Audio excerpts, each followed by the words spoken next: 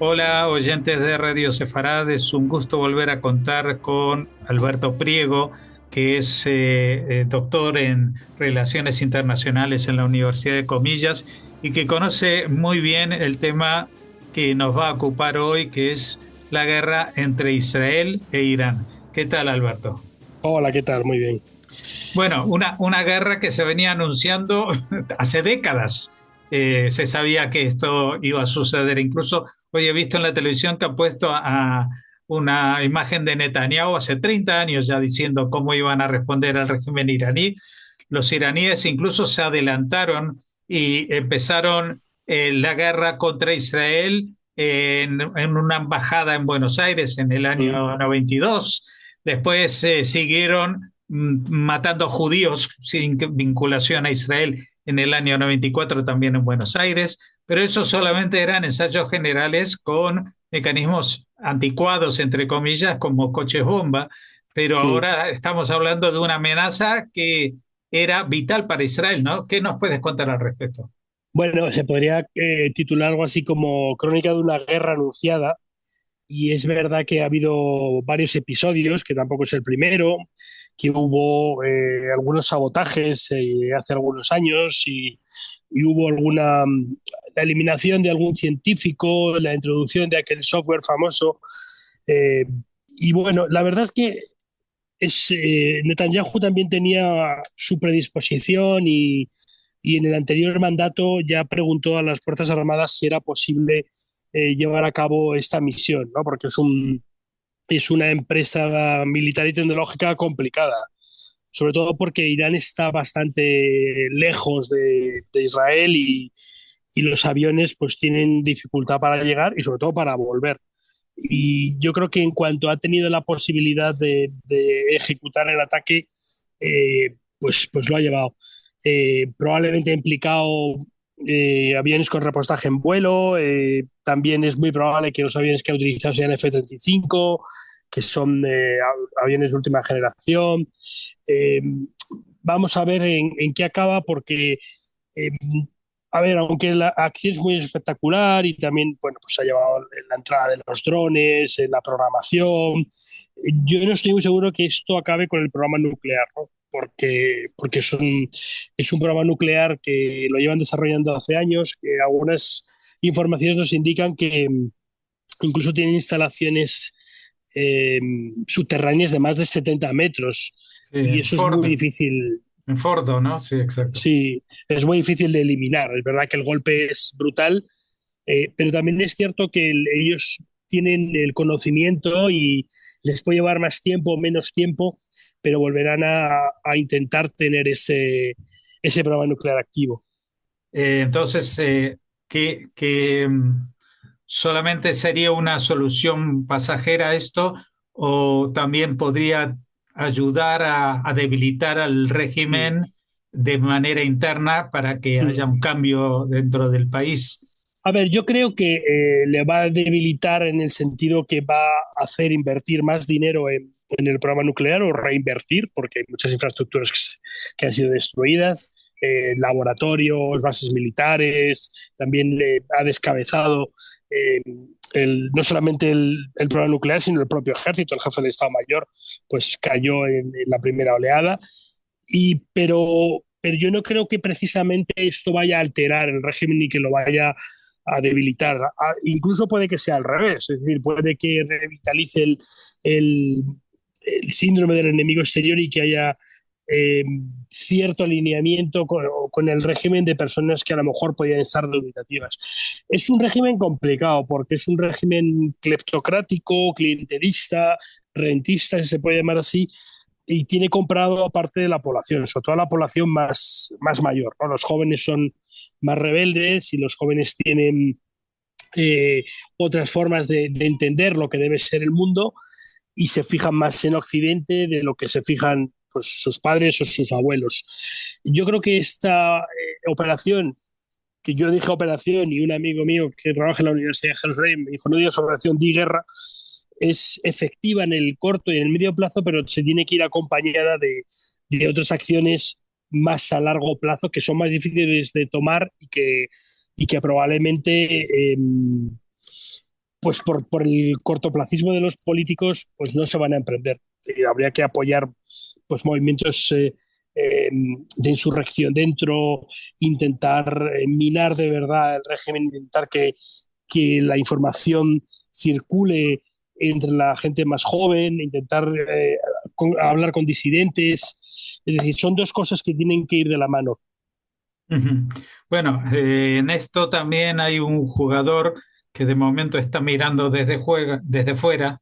No es el único, pero Estados Unidos Mm, evidentemente es una ficha muy importante y ha sido también, por lo menos de cara a la información más externa, la pieza determinante para que esto se aplazara mm, y solamente explotara ya.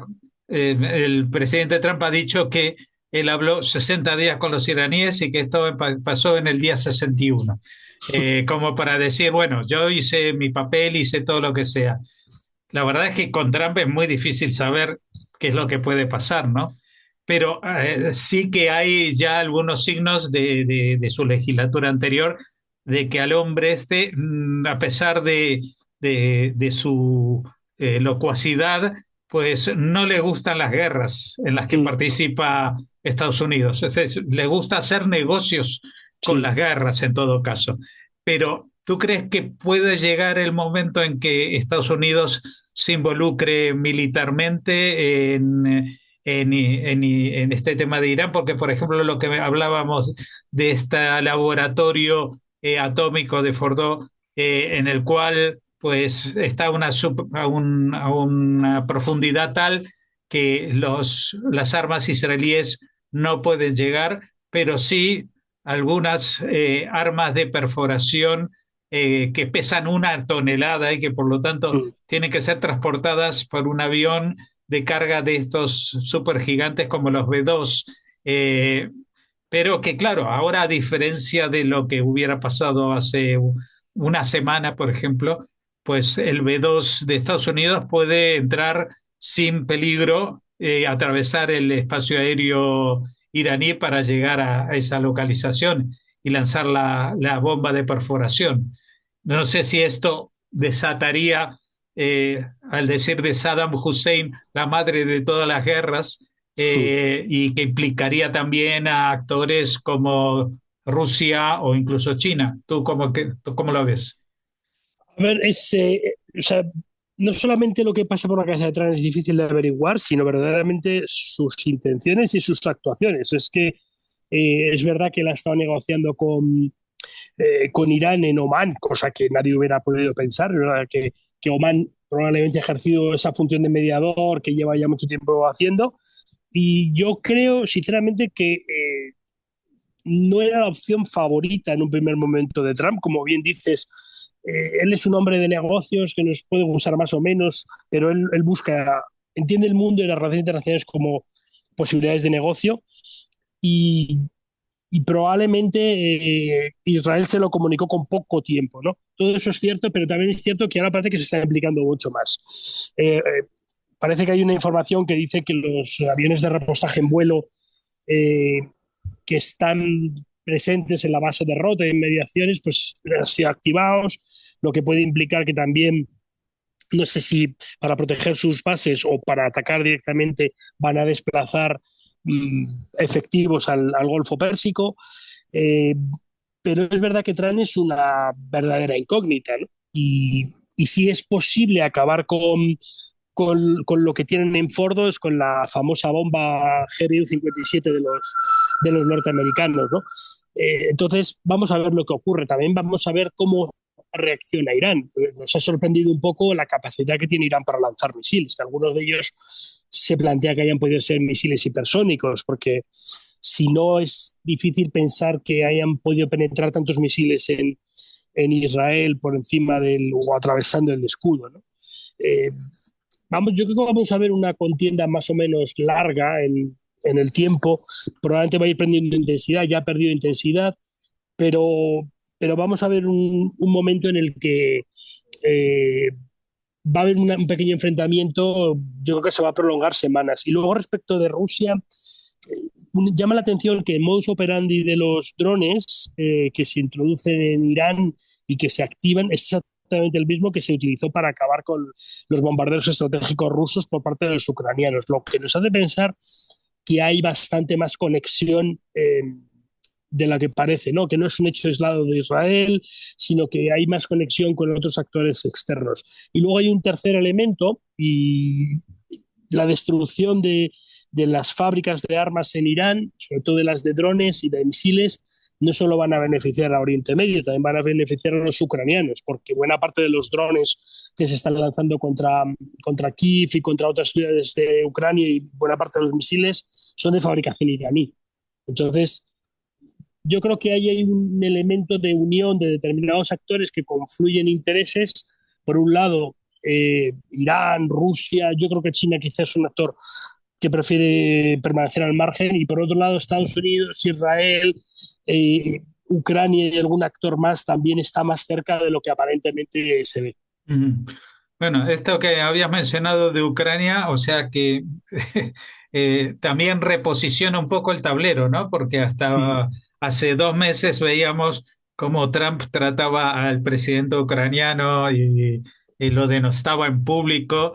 Luego ya la posición pareció suavizarse, pero vimos que el presidente ruso de Putin sí. pues hacía caso omiso a cualquier resabio de amistad o afinidad con Trump, y que Trump empezaba a mosquearse, ¿no? De que este amigo no era tan amigo y que no respondía a los pedidos. Entonces, pero ahora parecería, no sé, es mi impresión, que Rusia está viendo de que Irán es una pieza que puede que no caiga al régimen, pero sí que va a caer como pieza importante dentro de su tablero. Lo que tú decías como abastecedor de, de determinado tipo de armas, especialmente de drones, etcétera, etcétera, y que quizás Rusia está en una situación complicada porque cayó el régimen de Siria cuando nadie se lo esperaba,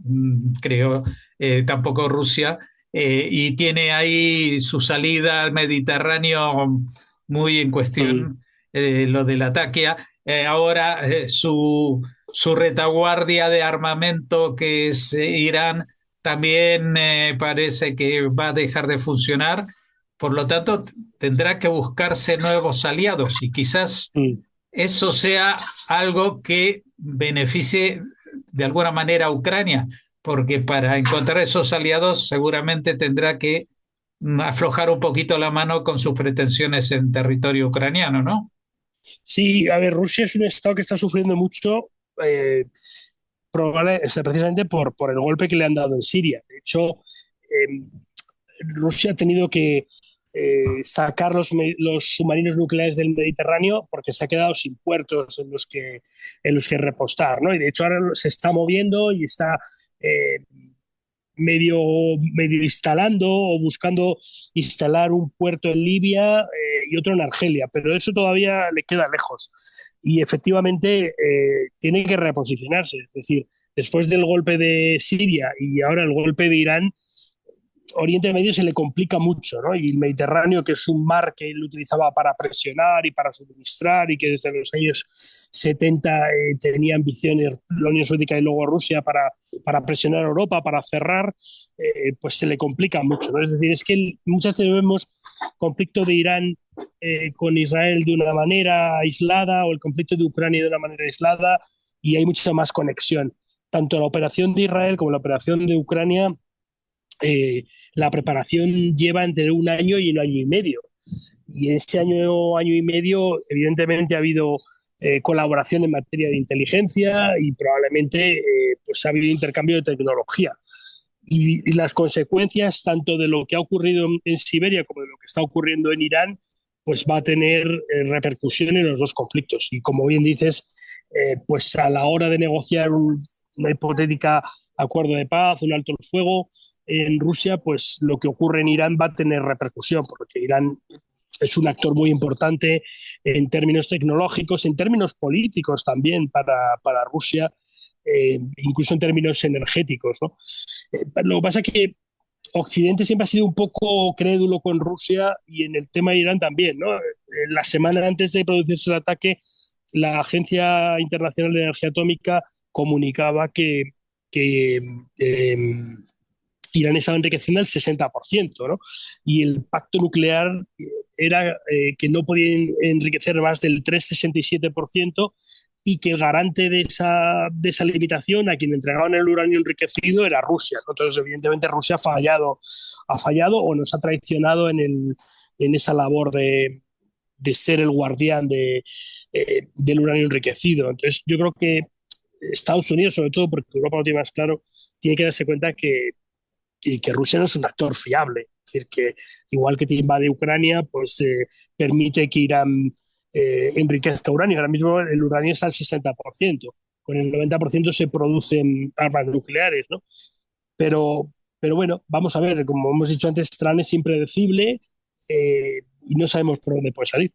Claro, porque tú decías, Rusia es un actor en el cual no se puede uno confiar y decir eso de Estados Unidos como país parece imposible, pero si el timonel es Trump, tampoco sabemos para dónde puede salir la cosa, ¿no? Porque me imagino que, entre otras cosas, dentro de la psicología de Trump, lo poco que podemos aventurar es que no le gusta perder.